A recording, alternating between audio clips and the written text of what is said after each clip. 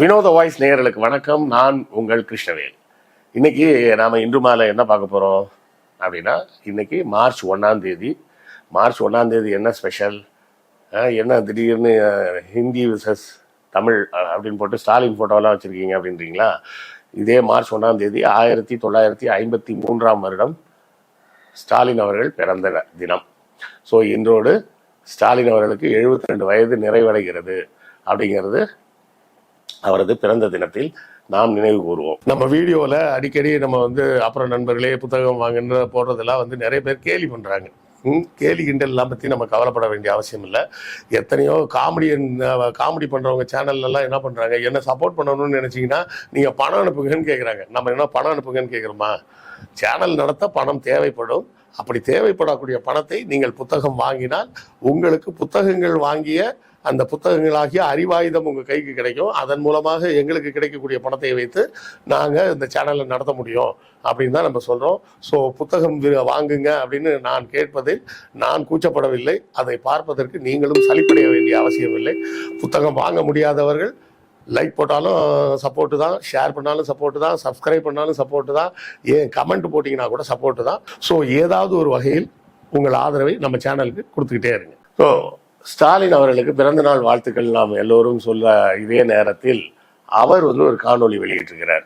அந்த காணொளியில் அவர் என்ன சொல்றாருன்னா, என் பிறந்த நாள் என்பதை விட நமக்கு முக்கியமான ஒரு கடமை என்னவென்றால், இந்த மும்மொழி கொள்கை திட்டத்தை எதிர்த்து நாம் தீவிரமாக போராட வேண்டிய ஒரு கட்டத்தில் இருக்கிறோம்.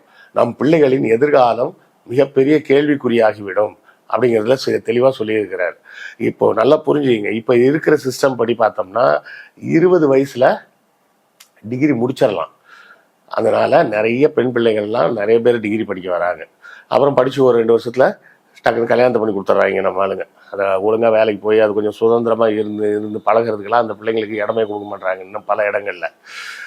ஆனால் இப்போ சாதாரணமாக ஒரு டிகிரி, நான் சொல்றது MBBS BEலாம் இல்லை, வெறும் டிகிரி வாங்கணும்னாலே 21 வயசு ஆகிடும். வெறும் BA BSc BCom இந்த மாதிரி டிகிரி படித்து முடிக்க 21 வயசு ஆகும்.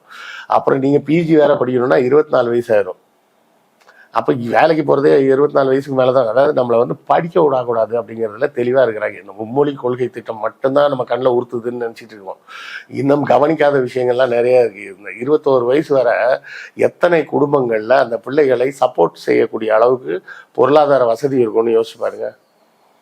அதுலேயும் PG போகணும்னா 24 வயசு, அதுக்கு மேலே PhDலாம் பண்ணணும் அப்படின்னு சொன்னால் 26 27 வயசுக்கு மேலே ஆகிடும். 27 வயசுக்கு 28 வயசு. அதுக்கப்புறம் அவன் எப்போ வேலைக்கு போய் யோசிச்சு பாருங்க.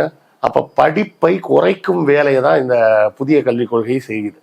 நம்ம முன்னாடி இருந்த சிஸ்டம் 20 வயசுல டிகிரியை முடிச்சிடலாம், நம்ம 17 வயசுல பள்ளியை முடிச்சிடலாம், அதுலேருந்து 3 ஆண்டுகளில் டிகிரியை முடிச்சிடலாம். இப்போ புது சிஸ்டம் படி டிகிரிக்கு போகணும்னா 21 வயசு, PG போகணும்னா 24.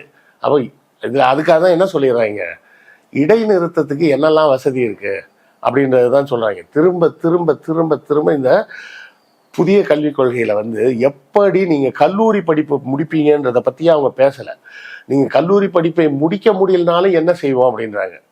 இப்போ ஒருத்தர் BComல சேர்றாருன்னு வச்சுங்களேன், ஃபர்ஸ்ட் இயர்லயே அவருக்கு BCom படிக்க பிடிக்கல, ஒரு பேச்சுக்கு வச்சுப்போம், படிக்க பிடிக்கல அப்படின்னு சொன்னா என்ன பண்ணலாம்னா, அவர் வேணான்னு சொல்லிட்டு அடுத்த வருஷம் BA ஹிஸ்ட்ரிக்கு போயிடலாமா. அப்போ இந்த BCom ஃபர்ஸ்ட் இயர் படிச்சாரு, அதுக்கு என்ன பலன் அப்படின்னு கேட்டா, சர்டிஃபிகேட் கோர்ஸ் இன் காமர்ஸ் அப்படின்னு ஒரு சர்டிஃபிகேட் கொடுத்துருவாங்களாம். இல்லை 2 வருஷம் படிச்சு அதுக்கப்புறம் விட்டு போனார்னா டிப்ளமோ இன் காமர்ஸ்னு ஒரு சர்டிஃபிகேட் கொடுத்துருவாங்க. 3 வருஷம் முடிச்சாதான் டிகிரி. அப்போ நடுவில் விட்டுட்டு போ, இந்த சர்டிஃபிகேட் தரேன் அந்த சர்டிஃபிகேட் தரேன் அப்படியே வாங்கிட்டு ஓடி போயிரு, காலேஜில் இருக்காத. அதாவது அவங்களோட நோக்கம் என்னன்னா, கல்லூரிக்கு கல்லூரியில் படிக்கணும் அவங்க அப்படின்றது அவங்களோட நோக்கம் இல்லை. வந்தா எப்படியாவது சீக்கிரமா வெளியே போயிருன்றாங்க. அப்ப என்ன நடக்குதுன்னா, இதுல நேஷனல் கிரெடிட் பேங்க்னு ஒன்று வச்சிருப்பாங்களாம். அதுல இது எல்லாத்தையும் பதிவு பண்ணி வச்சிருவாங்களாம். அதுல யார் வேணா செக் பண்ணிக்கலாமா இவங்கெல்லாம் ஒரிஜினல் சர்டிஃபிகேட் தான் வச்சிருக்காங்களான்னு. அதை ஏன் இப்பயே பண்ண வேண்டியது தானே? இப்ப யார் ஒன்று தடுத்தது? 1 வருஷத்துல வெளியே போ, 2 வருஷத்துல வெளியே போ, 3 வருஷம் முடிச்சு கூட பேச்சுலர் டிகிரி சர்டிஃபிகேட் வாங்கிக்கோ. இதெல்லாம் யாரை ஏமாத்துறதுக்கு உண்டான வேலை?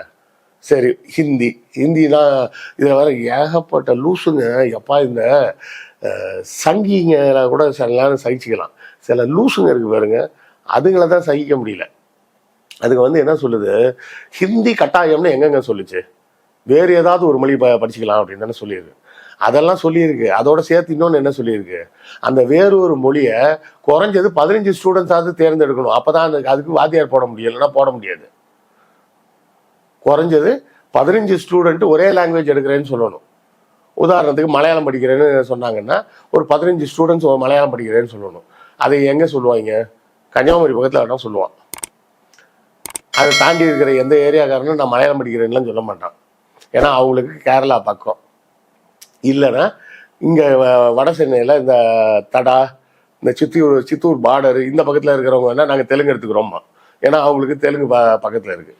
வேற யார் வந்து தெலுங்கோ மலையாளமோ எடுக்க போகிறேன்னு சொல்ல போகிறாங்க? நான் ஜெர்மன் கற்றுக்கிறேன்னு சொன்னாங்கன்னா ஜெர்மன் வாத்தியார் போட போகிறாங்களா? ஃப்ரெஞ்சு கற்றுக்கிறேன் இல்லை ஜாப்பனீஸ் கற்றுக்கிறேன்னு சொன்னால் அதுக்கு ஆள் கொண்டாட போகிறாங்களா? அதுக்கு மேலே ஆள் இருக்கா? அப்போ என்ன சொல்லுவாங்க, அப்ளிகேஷன் கொடுத்தா அதெல்லாம் ஆள் இல்லைன்ட்டாங்க, நீயும் ஹிந்தி படிச்சுக்கப்போ அப்படின்றாங்க. அந்த பிள்ளை வந்து வீட்டில் வந்து சொல்லும், அப்பா அதுக்கு ஆள் இல்லையா, ஹிந்தியை படிச்சுக்கோன்றாங்க, என்னப்பா செய்யணும், சரி அதே படிச்சுக்கோ அப்படின்பாரு அவங்க அப்பா. அவங்க அப்பா மட்டும் என்ன பண்ணிடுவாரு, வந்து சண்டை போட்டு இல்லை என் பிள்ளைக்கு ஜெர்மன் தான் சொல்லிக் கொடுக்கணும்னு ஸ்கூலில் வந்து சண்டை போட போகிறாரா? இல்லை சண்டையே போட்டால் மட்டும் இவங்க சொல்லி கொடுத்துட போகிறாங்களா? புரியுதா? எப்படி இருந்தாலும் ஹிந்தியை தான் கொண்டு வருவாங்க, அதில் மாற்று கருத்தே கிடையாது. இன்வேரியபிளாக ஹிந்திவாதியாக இருக்காங்க, நாங்கள் ஹிந்தி போட்டுக்கிறோம்னு அவங்களே சொல்லிட்டு போயிடுவாங்க. ஹிந்தியை படித்து என்ன பண்ண போகிறோம் நம்ம? தோ பிளேட் பானிபூரி தே அந்த மாதிரி ஏதாவது கேட்கறது தான் யூஸ் ஆக போதா? இப்போதைக்கு அட்லீஸ்ட் நமது குரலை கர்நாடகம், பஞ்சாப் போன்ற டெல்லி போன்ற மாநிலங்கள் புரிஞ்சுக்கிட்டு அவங்களும் குரல் கொடுக்குறாங்க. இப்போ இதில் இன்னொரு விசேஷம் பாருங்க, நாம் வந்து புதிய கல்விக் கொள்கையை ஏற்றுக்கொள்ள மாட்டோம்னு சொல்லிட்டோம், அதனால நமக்கு கொடுக்க வேண்டிய கல்வி நிதியை தரமாட்டேன்னு சொல்லிட்டாங்க. ஆனால் டெல்லிக்கு கொடுத்துட்டாங்க. டெல்லி வந்து நான் அவனும் புதிய கல்விக் கொள்கையை ஏற்றுக்க மாட்டேன்னு சொன்னான், ஆனால் அவனுக்கு மட்டும் கொடுத்துட்டாங்க. ஏன்? அங்கே ஆளும் கட்சி பிஜேபி ஆளக்கூடிய ஒரு பகுதியிலேயே புதிய கல்விக் கொள்கையை ஏற்றுக்க மாட்டேன்றான். உங்கள் பிஜேபிக்காரனே சொல்கிறான். அப்புறம் நீ என்னத்தை பொடலங்காக்கு ஏன்ட்ட கொண்டாந்து இந்தியை கொடுக்குற? அப்போது நல்லா புரிஞ்சுங்க, இந்த புதிய கல்விக் கொள்கையின் மூலமாக நம் பிள்ளைகளை மேலும் மக்கு ஆக்கி முட்டாளாக்கி அவனை படிக்க விடாமல் பண்ணி, இப்போ ஒன்றும் இல்லைங்க, இப்போ எங்கள் வீட்டில் நான் கிராஜுவேட்டு, என் ஒய்ஃப் கிராஜுவேட்டு, அப்படி இருந்து கூட அவனுக்கு எல்லா பாடமும் எங்களால் சொல்லித்தர முடியல. நானும் அவன் படித்த மேக்ஸ் தான் படிச்சுட்டு தான் வந்திருக்கிறேன்.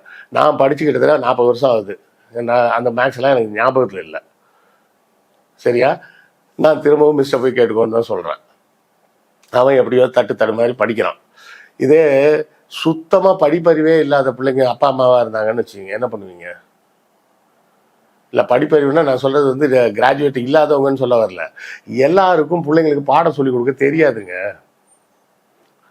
எல்லாருக்கும் பாடம் சொல்லிக் கொடுக்க தெரியாது. எனக்கு தெரியும், ஆனால் எப்படி சொல்லிக் கொடுக்குறதுன்னு தெரியலம்பாங்க. புரியுதா? இன்னும் கிராமப்புறத்தில் இருக்கக்கூடிய மாணவர்களின் நிலைமையை யோசிச்சு பாருங்க. அவங்கெல்லாம் ஹிந்தியில் பாஸே ஆக மாட்டாங்க, ஹிந்தி டோட்டலாக ஃபெயில் ஆயிடுவாங்க.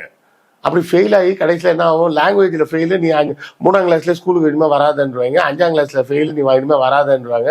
5ஆம் கிளாஸ் ஹிந்தியை படிக்க முடியாதவன் 8ஆம் கிளாஸ் ஹிந்தியெல்லாம் எப்படி படிப்பான்? ஸோ 8ஆம் கிளாஸோடு அவனை ஸ்கூலை விட்டு துரத்தி விட்டுறதுக்கு உண்டான வேலை தான் இந்த 3வது மொழி படின்னு சொல்கிறது. அப்போ வட இந்தியாக்காரங்களுக்குலாம் இந்த பிரச்சனை இல்லையா சார்? இருக்குது. அவன் எப்படி படிப்பான் தெரியுங்களா? அவன் சிம்பிளாக எடுத்துப்பான். ஹிந்தி எடுத்துக்கிறாமா, உருது எடுத்துக்கிறாமா, சான்ஸ்கிரிட் எடுத்துக்கிறாமா. ஹிந்தி அங்கே பேசக்கூடிய மொழியாக போயிடும். சமஸ்கிருதம் எழுத்து, ஹிந்திக்கும் சமஸ்கிருதத்துக்கும் ஒரே எழுத்து தான், அதனால தனியாக எழுத்து கற்றுக்கணும்னு அவசியம் இல்லை. உருது எடுத்துக்கிட்டால் எழுத்து மட்டும் தான் தனியாக கற்றுக்கணும், மொழியை கற்றுக்கணும்னு அவசியம் இல்லை. ஏன்னா ஹிந்தியில் என்ன இருக்கோ அதே தான் உருதுலேயும் இருக்கும். ஹிந்தி, உருது, சமஸ்கிருதம் எல்லாமே 80% ஒன்றா ஒத்து போகும். அப்போ அவன் படிக்க போகிறது ஒரே ஒரு மொழி தான், 3 மொழியே கிடையாது. இப்போ ஒன்றும் இல்லைங்க, இதை எல்லாரும் சொல்கிறாங்க, அவங்க தான் சொல்லிட்டாங்களே சார், அட்டவணையில் 8வது அட்டவணையில் இருக்கக்கூடிய எந்த மொழியை வேணாலும் சொல்லிக் கொடுக்கலான்னு சொல்லிட்டாங்களே அப்படின்னு. 8வது அட்டவணையில் 21வது மொழி என்ன அப்படின்னு நீங்களே கூகுள் பண்ணி பாருங்கள். ஆர்டிகிள் 8 லிஸ்ட் ஆஃப் லாங்குவேஜஸ்ட்டு போட்டு பாருங்கள். அதில் 22 லாங்குவேஜஸ் போட்டிருக்கோம். அதில் 22வது லாங்குவேஜ் என்னன்னு 21வது லாங்குவேஜ் என்னன்னு பாருங்கள். மைத்திலின்னு போட்டிருக்கோம். அந்த லாங்குவேஜ் இப்போ யார் பேசுகிறா, எங்கே பேசுகிறாங்க? அது உத்தரப்பிரதேசில் பேசிகிட்டு இருந்த மொழிங்க. அது உத்தரப்பிரதேசில் பேசிகிட்டு இருந்த மொழி. அது இப்போ யாருக்குமே அந்த மொழியே தெரியாது. பேருக்கு வெறுமனா அட்டவணையில மட்டும் இருக்குது. ராஜஸ்தான் பகுதியில் 3 மொழி பேசிட்டு இருந்தாங்க. அந்த 3 மொழியும் போயிடுச்சு. இப்ப எல்லாம் வெறும் ஹிந்தி மட்டும்தான். ராஜஸ்தானி, போஜ்பூரி, அப்புறம் இன்னொரு மொழி ஒன்று 3 இருந்தது. அந்த 3மே போயிடுச்சு. இப்போ மிச்சம் இருக்கிறது என்ன இருக்குன்னா வெறும் ஹிந்தி மட்டும் தான் இருக்குது. வேற எந்த மொழியும் கிடையாது. நீ அட்டவணையில வச்சிருக்க ஒரு மொழியே செத்து போச்சு ஹிந்தி வந்ததுக்கு அப்புறம். அப்ப இதன் மூலமாக நீ செய்ய விரும்புவது என்ன? இருக்கிறவனோட தாய்மொழியை நாசம் பண்ணணும் அப்படிங்கிறது தான் முக்கியமான விஷயமா இருக்கு. ஸ்டாலினோட பிறந்த நாள்னு சொல்லிட்டு அவரை பத்தி பேசுவீங்கன்னு பார்த்தா அதை விட்டுட்டு இங்க வந்துட்டீங்களே சார். எஸ், அவரே அதான் சொல்லியிருக்காரு.